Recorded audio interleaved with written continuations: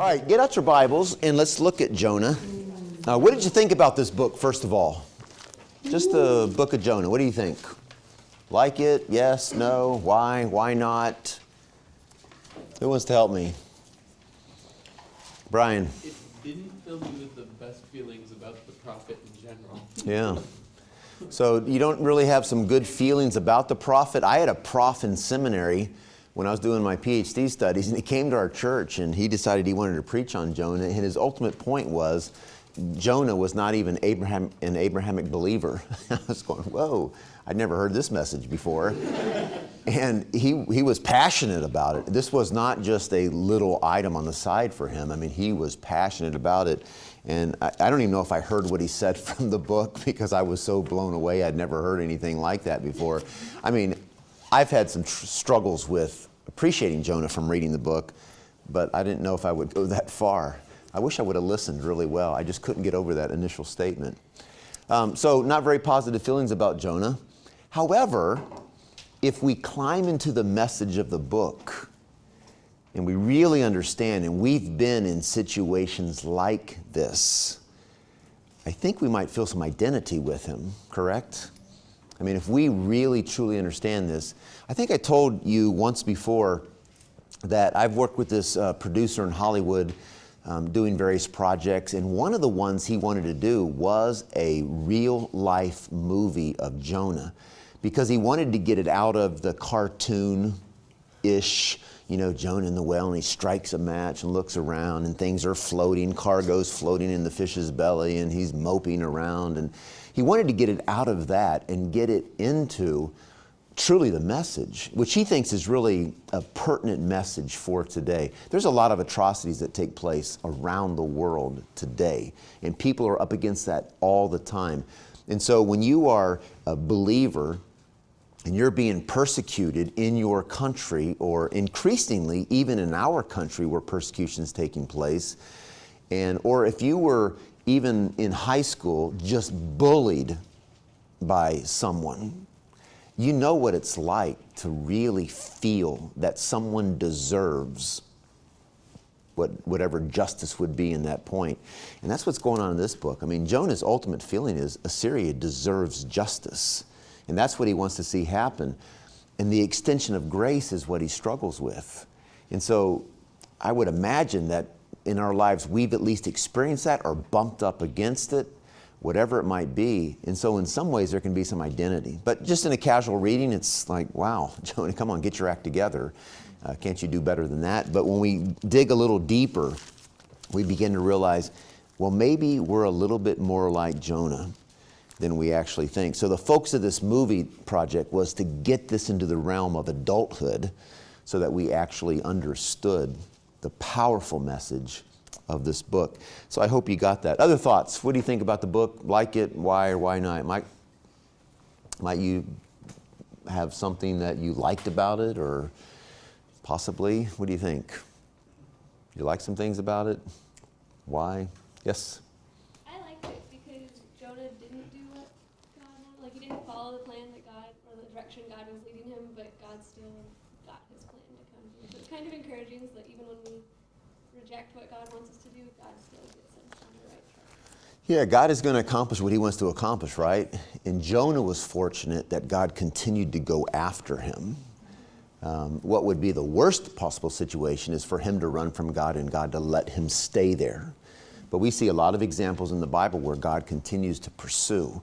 And again, that's just amazing grace that God is pouring out on Jonah, and then his refusal to actually pour that out on others is what is the powerful message of this book.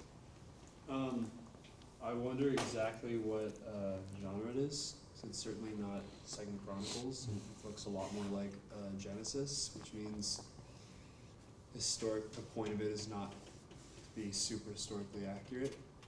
So just the fact that he survives 3 days in a whale, I wonder how much of that's allegory, how much of that is... Like, I believe very much it was a prophet that ran away from God and tried to avoid him at all costs. Yeah. Just how many fantastic elements and how much of it is literally placed in there to get across the theological truth. So that's been the big issue with Jonah, right? I mean, throughout the years and that's why some would say it's allegory. But then you go to Jesus, and Jesus uses Jonah as an analogy and presents it as factual, what's there, but has this ever been replicated, would be the idea behind this. I mean, is it possible to be swallowed by a whale? I mean, usually the cartoons you see, I mean, whales are not as big as Jonah walking around in the belly and striking a match and looking at the walls of the stomach or wherever he is. And so there's a lot of different things that this raises with this. Is it embellished or allegory to make a strong point? What's possible? And we're going to discuss that in just a little bit, because that becomes an important part of the book. Yes? I think for me, the thing that I appreciated most about it was just how it presents God as very compassionate, and how when Jonah references what God had said about himself in the book of Exodus, that you see that isn't just something that's true of God, you see it displayed in his actions, in terms of it's not just a statement about him, but this is who he really is. He has compassion towards his creation. Okay, so how God has revealed himself in Exodus, and specifically the verse you're referring to is? God's gracious, compassionate, slow to anger. That is who he is. And this book really brings that out. It brings it out in a couple different facets, doesn't it? What he exhibits towards Jonah, as well as what he exhibits towards the Ninevites. Now, eventually the Ninevites are going to get justice, and so that's when we get to the book of Nahum. We're going to read about that. But here, it's grace, grace, grace, what's taking place. Other thoughts? You like it? Yes or no? It's a little bit of a relief from what we've been going through, isn't it? I mean, even though you've got this, what we might call rebellious prophet, we're much more into narrative, and I think people like narrative a little bit more. It's a story, and you can follow it. It's not something you're trying to figure out all this poetic, prophetic imagery that's there and embedded meanings. And if you mean Judah, just say Judah. Why did you use 10 different words for Judah? Just say Judah so we can follow the message. Well, here we got a story, and we get to stay with it. And so it can be a very impacting story, and I hope that you were able to remain in the story a little bit and understand more of what grace is all about. Grace is a concept that we will never fully understand. We'll just never get it. And we just presume upon God's grace for ourselves. We don't really think about his grace for us either. And that's got to constantly deepen. What God has done for us in Christ is absolutely phenomenal. It's absolutely phenomenal. I'm teaching a Bible study at my house, and we've got Biola players there, and then we've got my son's basketball team that comes as well. And one of them is a Muslim, I think I told you, and so I've been using the Quran every week. He hasn't come yet, but word keeps getting back to him. Man, Coach is using the Quran in Bible study. You should come. And part of what I'm trying to do in that Bible study is we're just talking about, my son loves Trip Lee, the rapper, and so he got his book, The Good Life. And so he's been reading that, and we really have used this as the framework for our Bible study. Trip Lee's The Good Life. And so we've been asking a lot of different questions, and one of them is back to, does God exist? Well, once you get to there, well, there's a lot of people, or a lot of different religions that believe in different gods. So Islam has their God, Christianity has theirs, Hindu theirs. So once you get to the fact of God, that's only a first step. Now, if that God has actually spoken, then how do you determine what is the message that you should follow?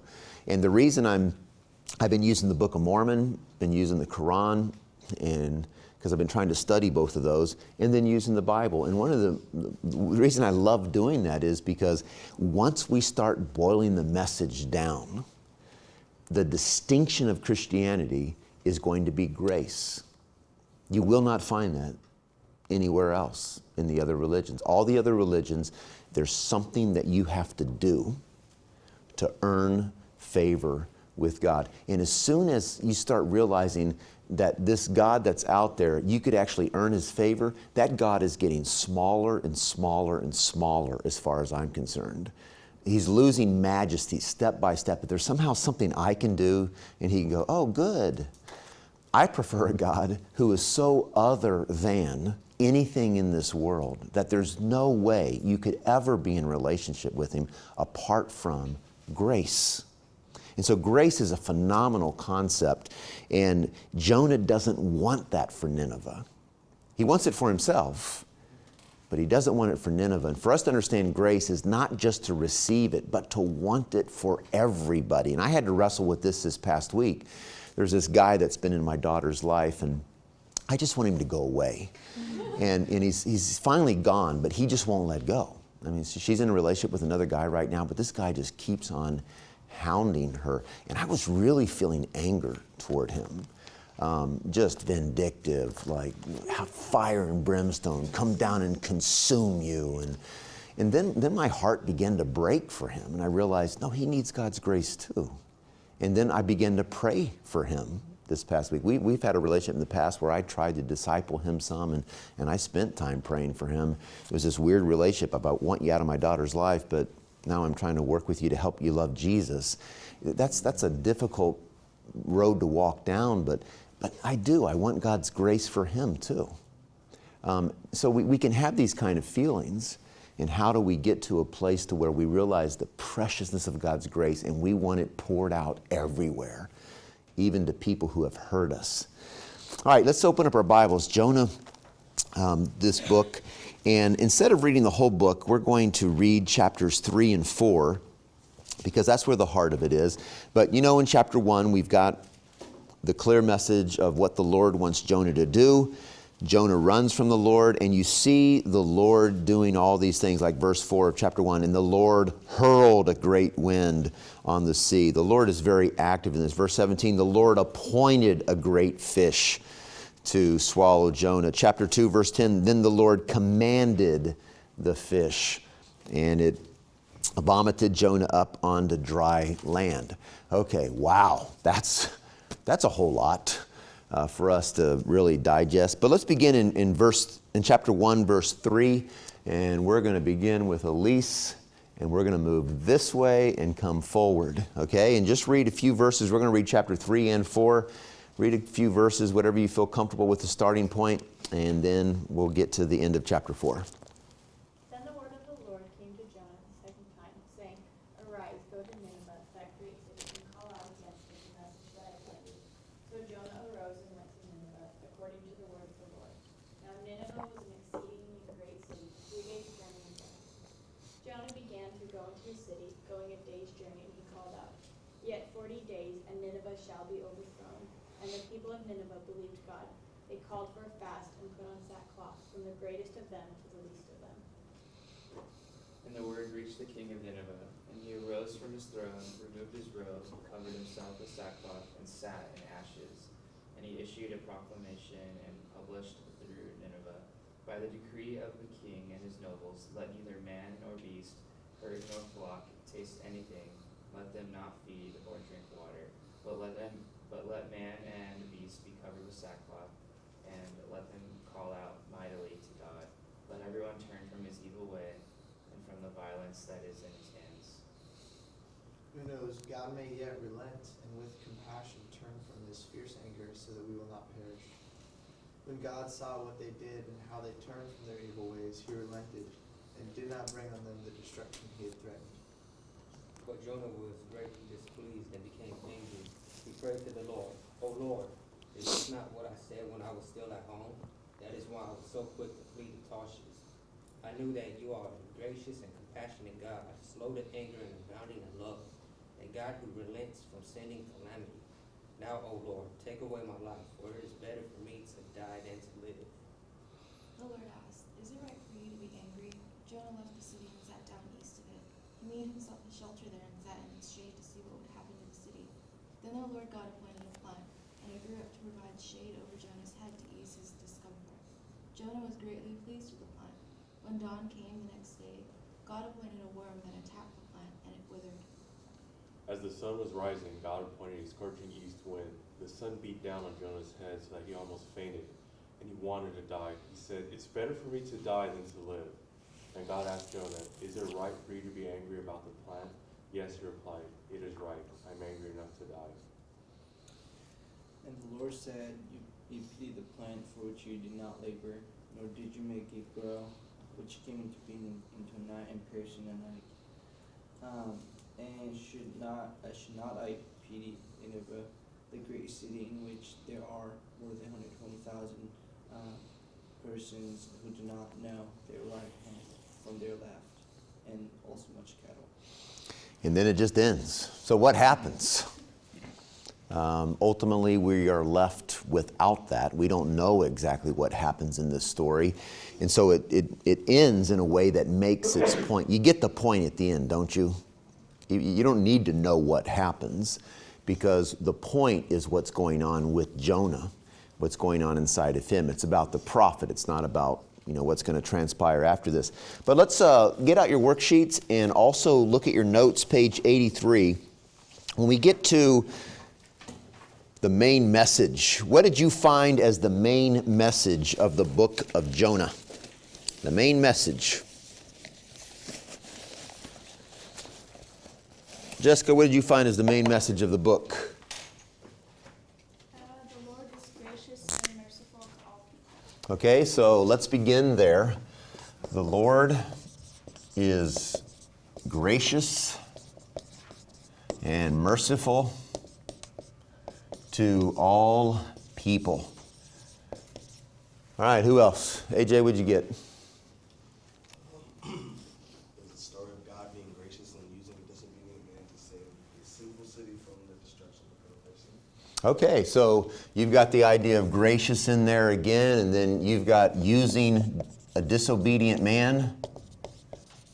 A disobedient man to do what?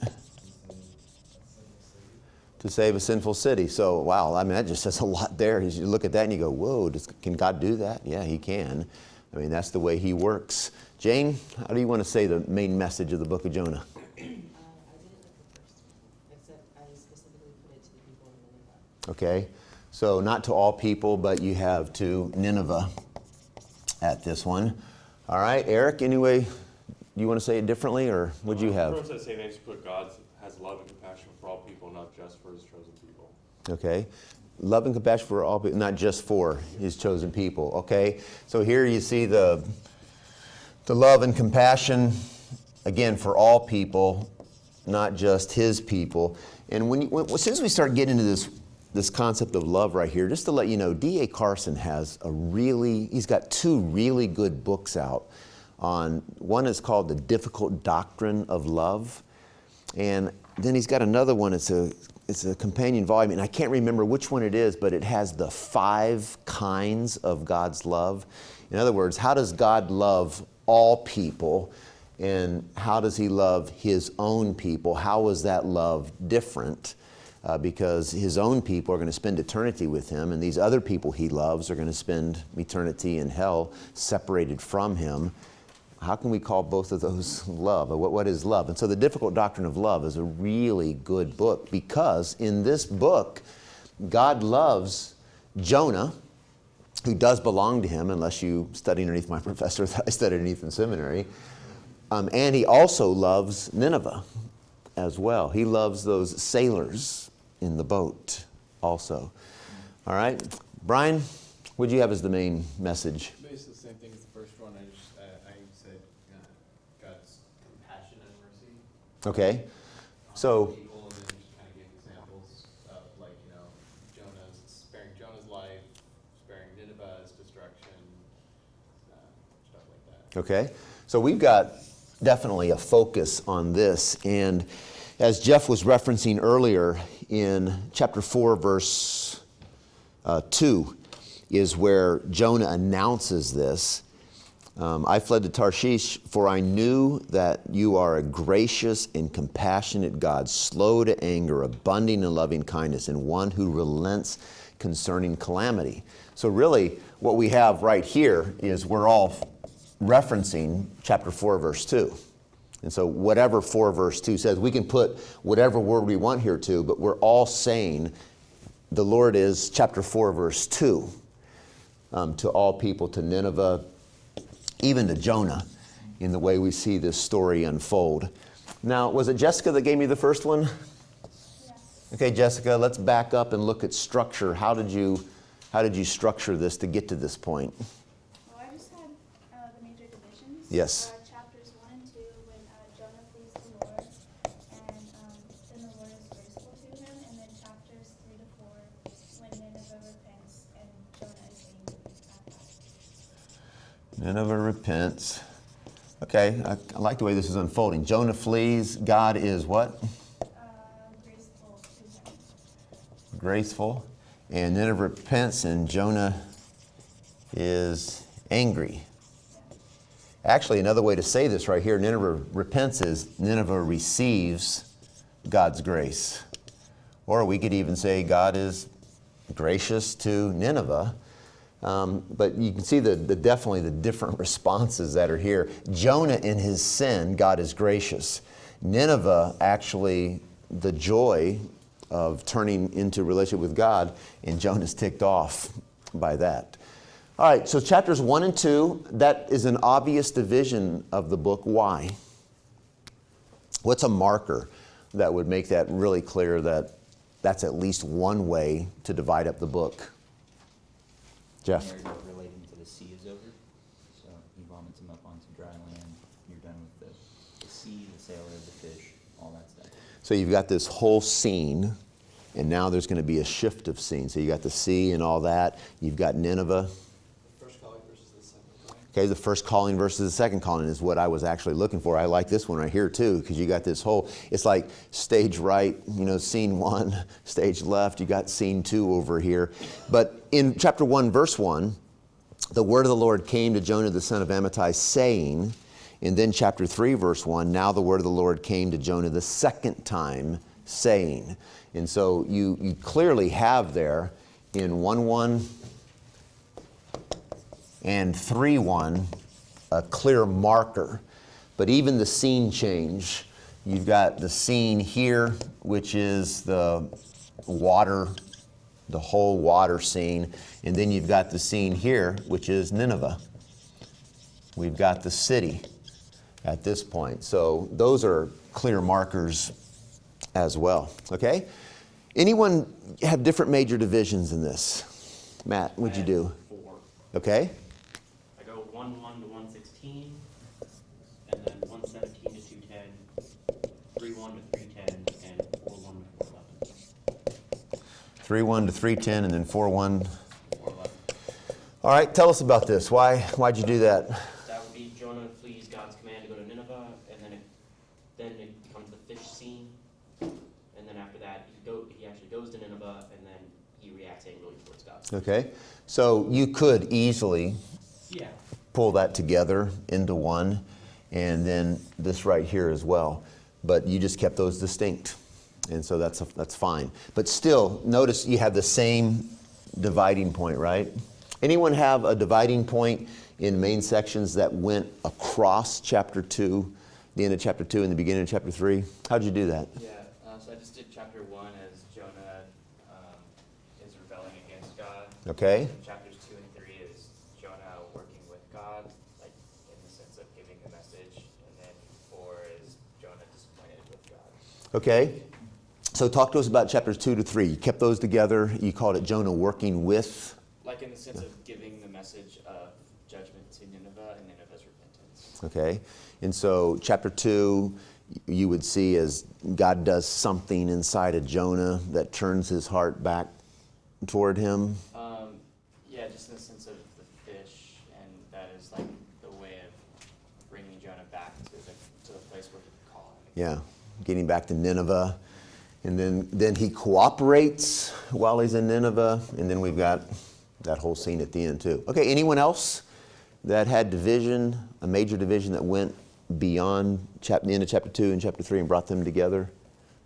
Okay, all I ask is, even though that, maybe everyone else has a strong one here and Zach does something a little bit different, all I ask is you be able to think through it.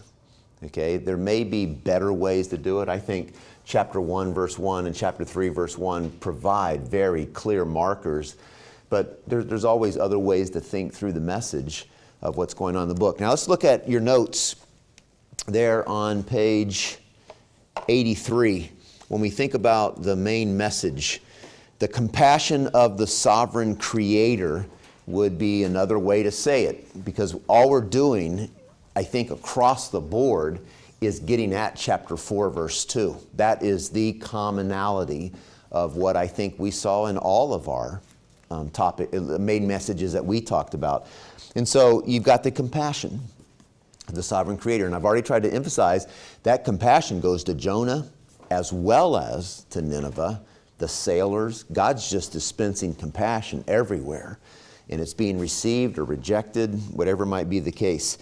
He prophesied during the reign of Jeroboam II. So you can go back to 2 Kings 14.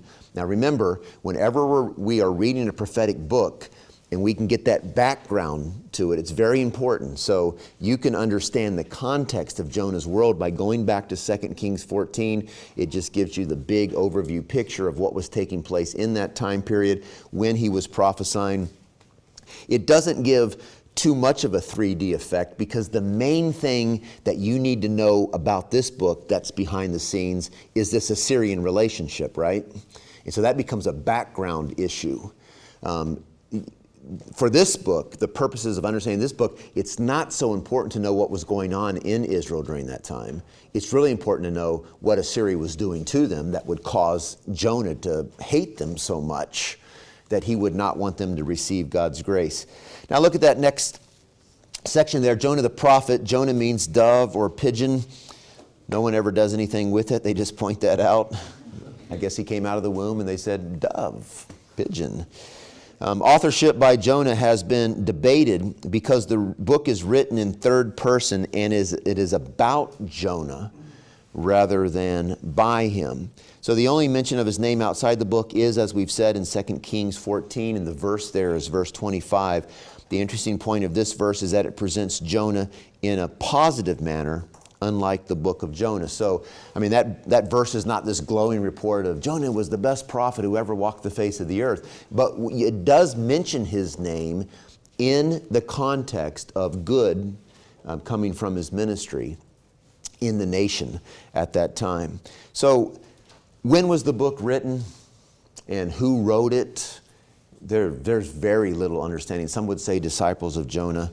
Look at point C. There's a Jewish tradition that puts Jonah in 1 Kings 17. The boy Elisha raised. And so there's in this tradition out there that Elisha had this boy in his life. You can go back and read that story, and that Jonah was that person. So therefore Jonah succeeded Elisha. In fact, he may have been a disciple of Elisha. Amos and Hosea succeed Jonah as well. Jonah could also be from the sons of the prophets in 2 Kings 2. So all they're doing here, you got this tradition that's out there, and so scholars are trying to look at that. They're also trying to understand, okay, where did Jonah fit into this context? We just don't know that much about him. He's a strong nationalist, pro-Israel, anti-foreign nations kind of guy.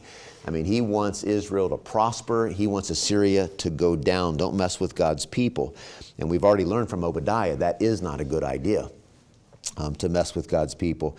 He's very strong-willed to take on Yahweh the way he does. He's got some backbone, doesn't he? The Lord says, do this, and he goes away. The end of that chapter 4 as well, where he's just taking God on. Do you really have reason to be angry? Yes, I do. I mean, he's like a stubborn kindergartner kid in that scene. I mean, when you're reading that, you may be saying, Jonah, back off, dude. You need to relax just a little bit. He's God, you're not. But he just hangs in there with God to the very end, and it leads to that pointed end to the book.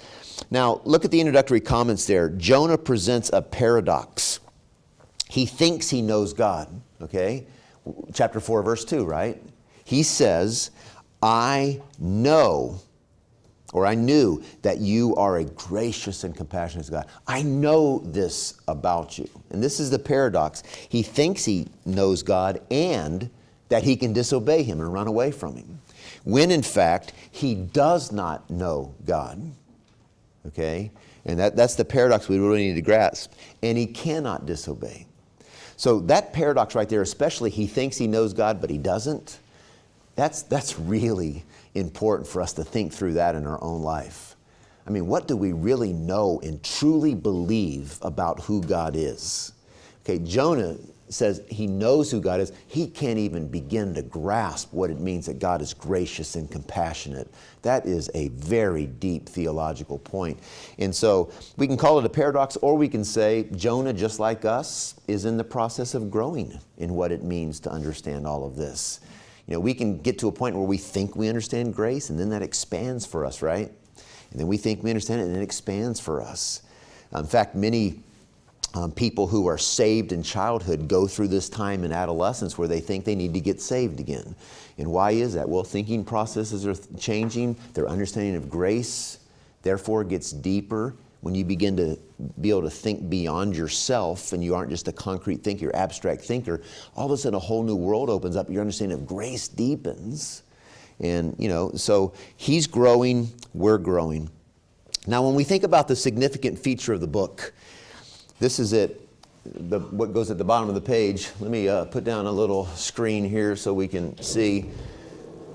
The significant feature of the book, as we saw on the quiz and as you read in Chisholm, it's almost entirely a prophetic account. Okay, that's the word we would use, meaning story, rather than a prophetic oracle, or what we would understand as a sermon. So it's not a sermon, it's really a story. It's a story about a prophet who was reluctant to obey Yahweh, rather than a sermon calling the nation to return to Yahweh and obey the stipulations of the Mosaic covenant. And that's generally what we see when we get into the prophetic literature, is this, it's a call back to the Mosaic covenant. That becomes a significant feature. It's a nation that's turning away and a call back to them. Here, really, we have a prophet who has turned away, and the Lord is calling him back. But you don't have a formalized sermon. You have the telling of a story and the events that take place, a lot of object lessons that are trying to point Jonah's heart back to the Lord. Now, on page 84, you see some literary features, and this is what Riley was talking about earlier. The book could be classified as sensational literature. Okay, Riley was saying, what's the genre of the book? And certain scholars would have this category, sensational literature, because many of its elements are to arouse the imagination and emotion of the reader. It's trying to get you to a certain place. And so how much of that's historical? You've got the storm at sea, you've got the whale, you've got the gourd, you've got Jonah's pouting, all of this stuff that does not leave you going, hey, what's going on here? I wonder what's really happening. No, it's right in your face. It's alive. It's real. It's vibrant. It's full. And so you have this idea of sensational literature. It also incorporates many quotations or allusions from the book of Psalms. When you get to chapter 2 and Jonah is issuing this prayer to the Lord, okay? A lot's going on inside of him. What truly happens inside of Jonah?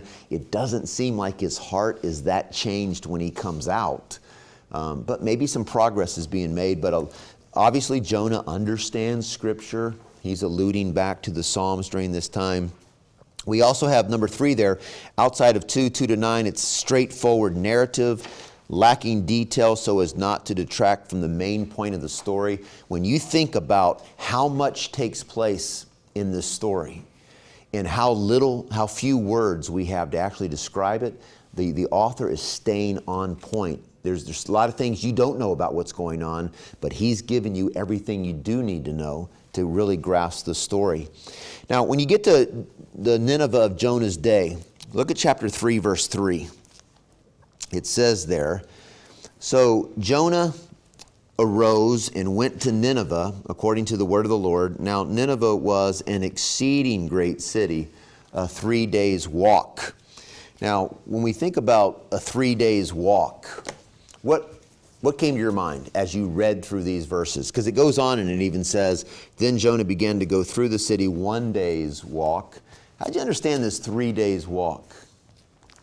I always try to get to the natural reading. What did you understand before we look at some of the views that might be out there? Chisholm can talk about this and other commentators. AJ, what'd you think?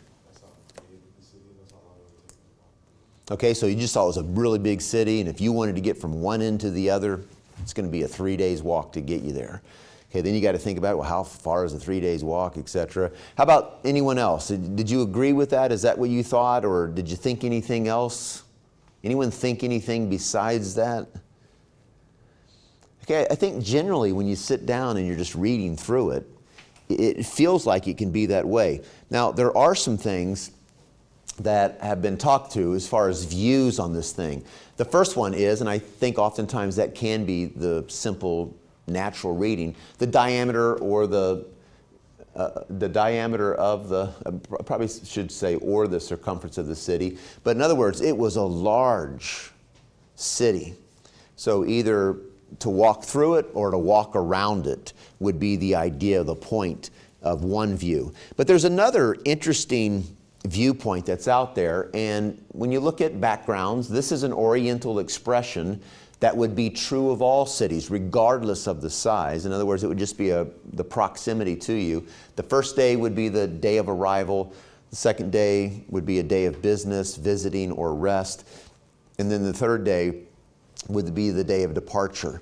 That view seems a little awkward for me with chapter 3, verse 4. Then Jonah began to go through the city one day's walk. It seems to be pointing back to this one more than this Oriental expression, but that's out there. Another idea that's been thrown out there is the size of Nineveh's administrative district.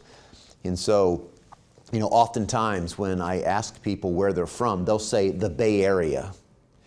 And I'll say, where in the Bay Area? I want to know a town. Most people from the Bay Area, from my experience, says the Bay Area. Someone yesterday using exactly the name of a town. The first time that I remember, at least in a long time. But just the Bay Area. So the size, how many of you from the Bay Area? Okay, so is that what you say? When people say, where are you from? You go broad and narrow it down depending on the person. Okay, just depending on the person. NorCal, Bay Area, East Bay, and slowly north. I Yeah. say San Francisco just because people actually know the place. Yeah. I think people say Bay Area because if you tell them like some place like Dublin or something like that, what's Dublin? Where's that at? So you got San Francisco, but then you've got the Bay Area, right? It's just bigger. So you've got Nineveh, but then you've got the administrative district of Nineveh as well. And when I was in Arizona recently, they said, where are you from? I said, Orange County. Well, where in Orange County? North. Well, where in North Orange County? Brea. Oh, yeah, I know where that is. So as long as, that's what you're saying, I think, Riley. As long as people keep asking questions, that means they're a little bit more familiar with that particular area. So Nineveh is an administrative district as well, and that could be the size of it. The distance to the city from where Jonah was when his call from Yahweh came, that could be a natural reading too. I thought one of you might bring that up. It's a 3 days journey, means, doggone it, it's going to take me 3 days to get there. I'm going to have to pack the tent or whatever might be the case at that point. So how big was Nineveh at that point in time is also related to the point at the top of the next page when you have 120,000 persons. So you get down to chapter 4, verse 11, and should I not have compassion on Nineveh, the great city, so we know it's known for being large, in which there are more than 120,000 persons who do not know the difference between their right and left hand. How did you understand that when you read it? Don't know the difference between the right and left hand. That felt normal to you? You said, I don't know which one's my right or left. Yes? I thought maybe they were children. Okay, children. Okay, so children, where you always have to learn the things like your right hand is the one you write with. If you're right-handed. We live in a right-handed culture. That doesn't work for everybody, does it? They would tell that to my son, and that didn't work for him. And every time he played baseball, they were always putting him in the right side of the batter's box, and it's like, hey, he's a lefty. But to this day, he just batted right-handed because that's where his coaches always put him. So children, maybe.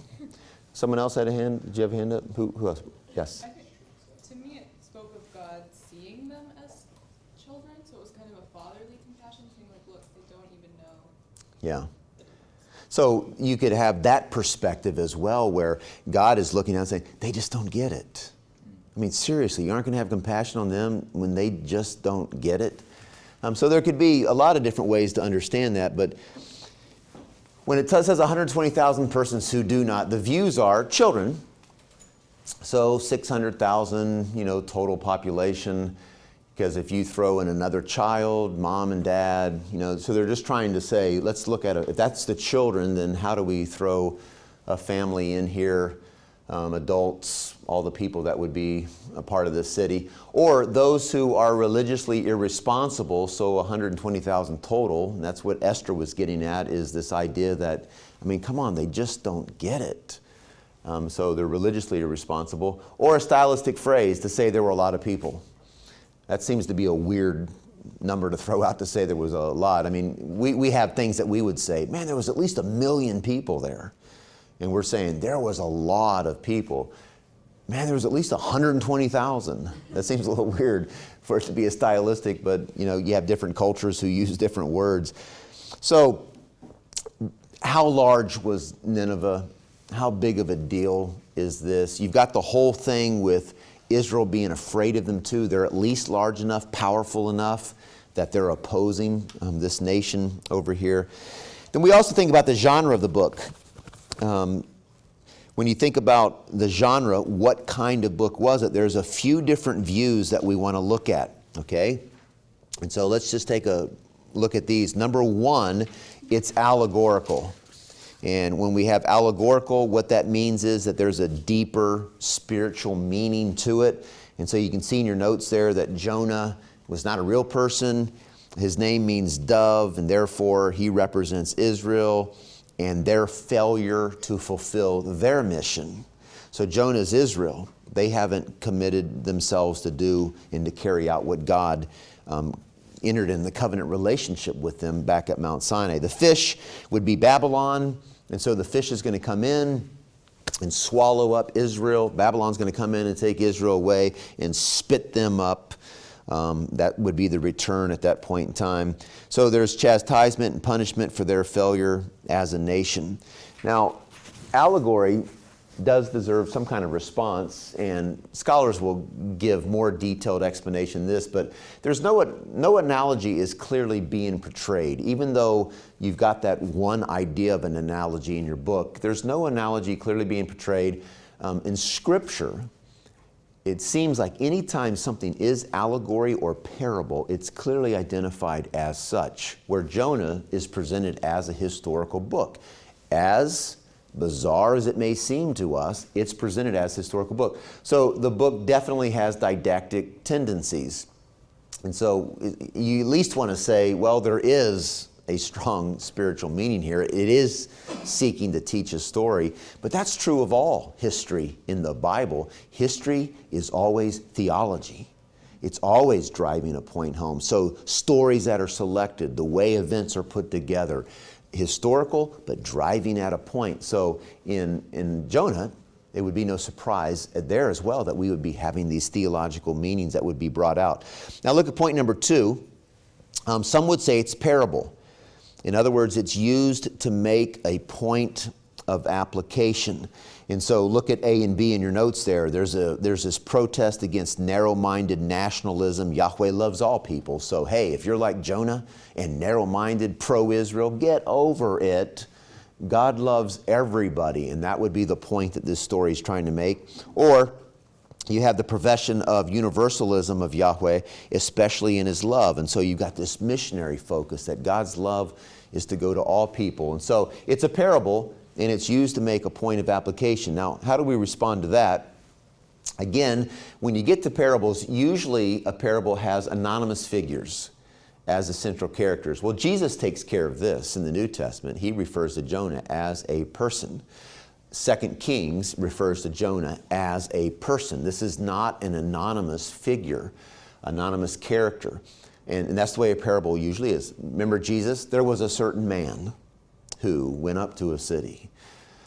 We also have no interpretation or application is provided. Now, some would say, well, in chapter 4, I mean, let's face it, you really do get the point in the way the story is told. Jesus told a number of parables where He did not explicitly give the interpretation or the application of it, but there's no doubt when you get to the end of the book, you can feel the application. It's not obviously fictional as a parable would be. And now some would say, you want to make a bet? I mean, a fish that swallows a person? Come on. But this is presented as historical. And we understand that Jonah's a historical figure. It is not brief like a parable, but rather goes to lengths to explain the details. Now, we've already talked about It does only tell you what you need to know, but this would be a really long parable. There's a lot of details to this that you just don't find in parabolic kind of material. And then finally, it's not really concerned with one theme. Okay, now again, this could be debatable because there's a lot of different ways we could look at it, but chapter 4, verse 2 made its way into every one of our main messages.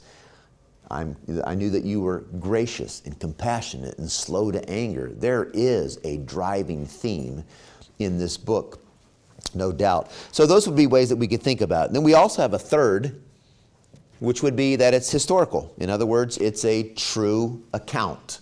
And you can see the argument that is listed in your notes there.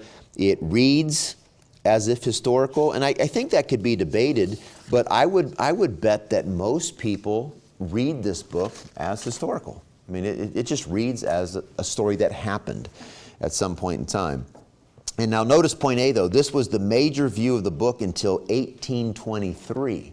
So when you do the history of interpretation, which, by the way, is an incredible field of study to look at how things have been interpreted throughout the years. When you look at the history of interpretation, until 1823, this was accepted as a historical book. Since then, its historicity has been questioned. One of the major arguments against historicity is that it's not possible to be in the belly of a fish for 3 days.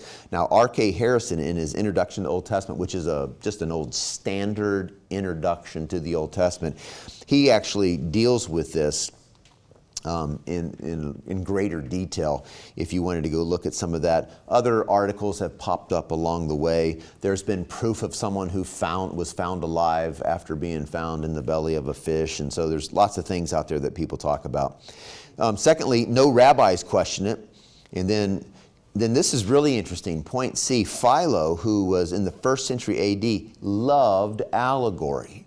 I mean, if he was given half a chance, he allegorized. But yet he understood this to be a literal historical story. So again, looking at the history of interpretation, it's very interesting. And then it's reinforced by Jesus, and you can see the passages there where Jesus refers to Jonah as a specific person. Again, you could argue, well, this Jonah in this book is a different Jonah. But you can't really, because Jesus is referring to him being 3 days in the belly of a well. Top of the next page, you have 2 Kings 14:25 that actually presents Jonah. Again, you could say that was a different person. Josephus, who writes a lot of history for the Jews in Book 9, Chapter 10 of the Antiquities of the Jews. He states, Jonah had been commanded by God to go to the kingdom of Nineveh, and when he was there to publish it in that city, how it should lose the dominion it had over the nations. So in his historical document, he looks back at this as an actual event that took place for Jonah. Now, there's a fourth one that's been thrown out there some, and that's Jewish Midrash. And Jewish Midrash is a very interesting genre of literature that's out there. It's a story intended to convey a religious truth by elaborating or embellishing an event in a historical setting. So in other words, it does have historical precedence, but not in the way that you're reading it as it's been written. The way it's been written elaborates or embellishes so that it can convey a religious truth. So Jonah was a real person. There were certain events in this story that happened actually to Jonah, but the whale and things like that are brought in because the ultimate point is to bring about this religious truth that needs to be taught and set forth. Now look at background issues. The specific purpose of the writing of the book is not known, nor is the audience for whom it is written. Now that would help us a lot if we knew that information. We just don't know it. But because Jonah is identified in 2 Kings 14:25, we do know a little bit of the time period. And so we've got Jeroboam, we've got some of this background. Look, it's a time of great optimism. And so again, when you see borders being enlarged, economic prosperity, prosperity. The Assyrians are not a threat. And there's some good things that are taking place, but they've got a long-standing history with Assyria. But anytime you see all that, you understand a time where God is blessing and prospering. In other words, their hearts must be turned towards the Lord. Jonah, however, focuses his message on Nineveh. And during this time, Assyria is somewhat weak.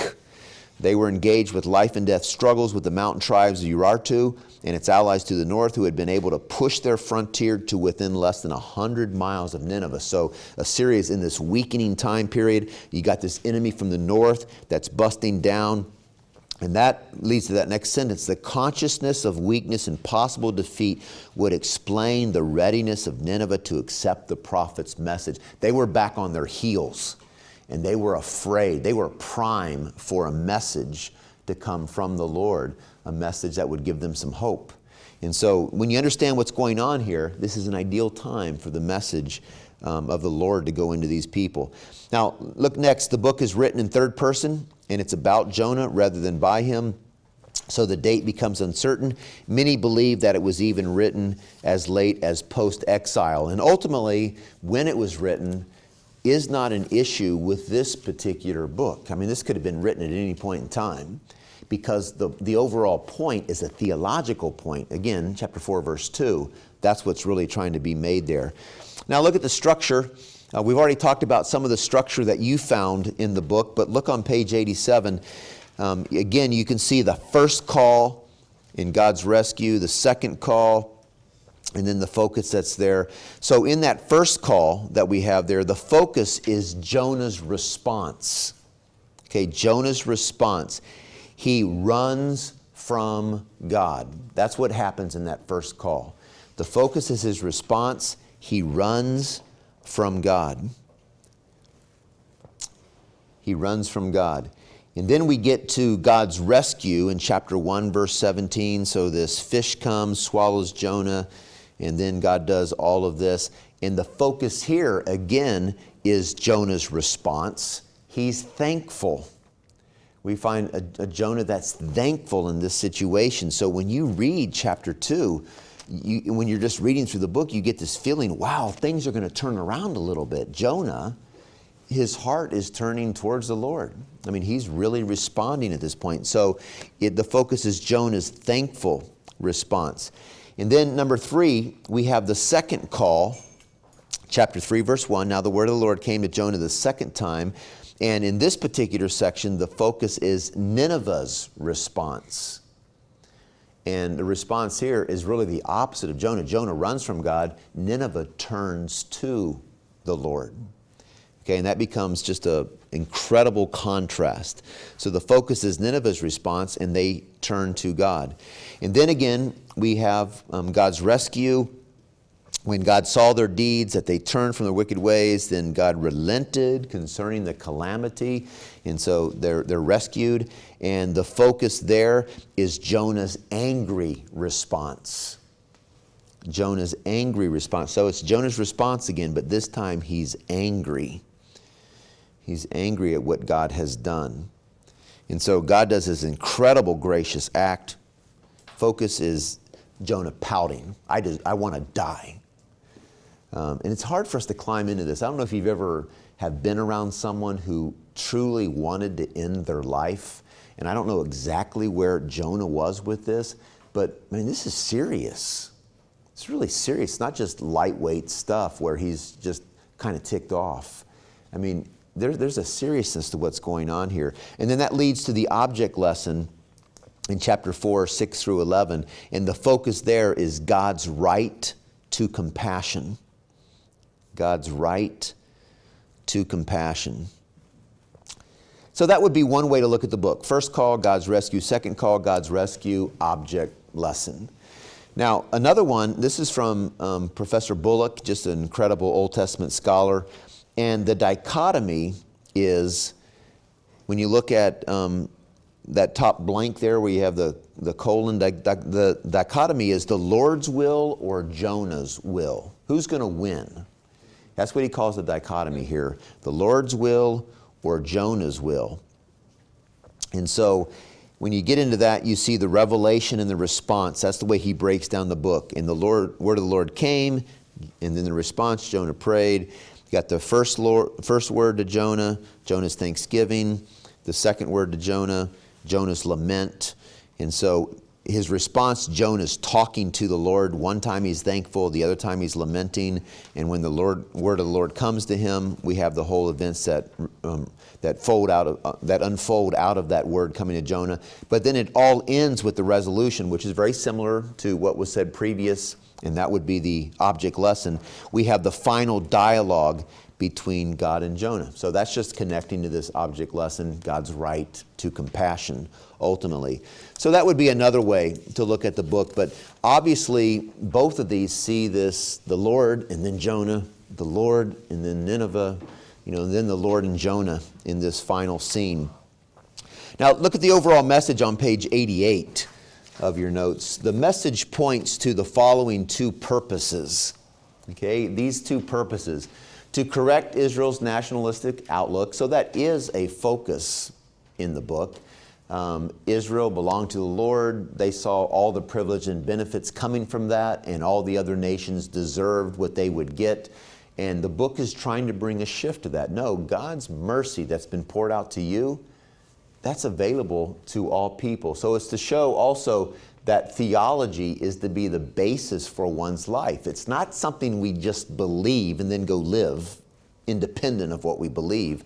And this is one of the biggest issues even in the Christian life. We can hold to certain theological beliefs, but to bring that into our everyday life, that creates difficulty for us. And so Jonah is struggling with the same thing. I know who you are. I just don't like it in everyday life. And so he lets go of what he believes to be true about God because life gets difficult. And so you can see a number of other issues there. The clear demonstration of God's love and mercy. Point C, it's the Good Samaritan parallel in the Old Testament. And so the emphasis is on loving enemies. And so in the same way Jesus is emphasizing this in the New Testament, we find this in the Old Testament. The book's structure contains two cycles, and this is what we saw in both those ideas, rebellion and then this ordeal by the Lord. The Lord appoints, he appoints. And so it talks more about how the two cycles are separated by chapter 3, verses 1 through 10, and that's the mercy that God throws out, pours out on Nineveh. The end of the book leaves the reader in tension. Just like the beginning, Jonah's struggles with Yahweh are not completed, but it is clear that the Lord is gracious, compassionate, slow to anger. I mean, that's what becomes very clear. What ends up with Jonah, we don't know. The issue of Gentile salvation is always interesting in the book. We've got the sailors and what really happens with them. You need to understand that these sailors, even to the very end, are very pluralistic in their belief. They're very polytheistic. They simply are trying to find the God that they need to appease to get out of the situation that they're in. And so, would we see that ultimately as Gentile salvation? There's just a lot of debate. We don't have enough details, ultimately. The point is not about the sailors. It's not even about compassion going to them. They're just trying to get out of a predicament. But then we also have chapter 3, verses 5 through 9, the people of Nineveh, and what might have happened to them. Look at the very bottom of your page. It says, there is no evidence of mass conversion to Judaism or even monotheism in their history. So the question becomes, what does happen? We know about 100 years later, Nineveh will be destroyed. But looking at all the backgrounds and archaeological digs, there's just no evidence, even of monotheism. So it could be that what happened with the sailors is also what happened with the Ninevites. Okay, well, what does it take to make this God happy so that we're not going to have any kind of atrocity that comes our way? Because it's very different than other Gentile salvation passages that we have in the Old Testament. But there is a turning toward the Lord in some kind of way. But that's not ultimately the point, is it? The point is that God's compassion goes to them, and it can be received or not. Then at the top of page 89, I just have a number of other things there that you can look at. I want to talk a little bit more about structure, though. We have just a few moments here Well, let's not even do that. What I wanted to bring out to you was Bullock does some things and Walton does some things that shows that Jonah is not like Israel. Jonah is really like Nineveh. That's the point that gets brought out. And it really draws home the point that Jonah's up against a calamity and Nineveh is up against a calamity. And so they're really in the same place in life. And when God pours out grace on them, okay, what they do with all that, it's very interesting to think about the different characters in the story. But we've got a couple more minutes, and I want to find out what you did with application. How did God use this in your life? What did you sense as the main applications for you? Who would just share with us real quick in our 2 minutes? Yes, Zach. I was saying that we're all debtors to God's grace, no matter if we are considered a child of God or not. So Yeah. you have to withhold that from others, either in showing compassion or extending the message of the gospel, is to not recognize your need for God's grace. Yeah. Or others' need for God's grace as well. We're all debtors to God's grace. It's beautiful. Others, what do you have? Yes, Riley. There's no room for pride in the kingdom of God. No room for pride. The prideful servant is pretty much the opposite of what he wants. Yeah. And so, and you see that in Jonah's life all the way through. I'm not going where you want to go. I see what you did and I don't like it. I mean, that whole thing, there's no joy in that. I mean, Jonah is a miserable character throughout the book. And so where is joy in life actually found? It's not found in the path that Jonah's walking down. I mean, it's just a bad path. One more. Yes, Marcelo. For some reason, I was drawn to the parable of the unmerciful servant in Matthew, and just kind of how, God showed compassion and grace to Jonah, and then just like the unmerciful servant, he goes and just throws the guy into prison for just something, like to him he saw as, oh no, I can't reconcile that. Oh, beautiful. So when we think about the story of Jonah, we can think about this is the Good Samaritan story of the Old Testament. But when we think about application, you guys all know the unmerciful servant. He was forgiven by his master and allowed to go free. And then he went and found those who owed him, and he did not extend that same grace to them. That's a very powerful application for this book, because we have been freely forgiven by God's grace. And what does it mean for us to extend that to others? Now, sometimes people do go through really bad stuff and they say, well, if you had only been through what I've been through, you would feel this way too. Yeah, I gather that. There's some bad stuff that happens out there. But that theology, we've got to receive that and extend it to others. It's really hard to do. So be patient with yourself, be patient with others. God was patient with Jonah, but this is something that has to grow in us in the days ahead. Biola University offers a variety of biblically centered degree programs, ranging from business to ministry to the arts and sciences. Visit biola.edu to find out how Biola could make a difference in your life.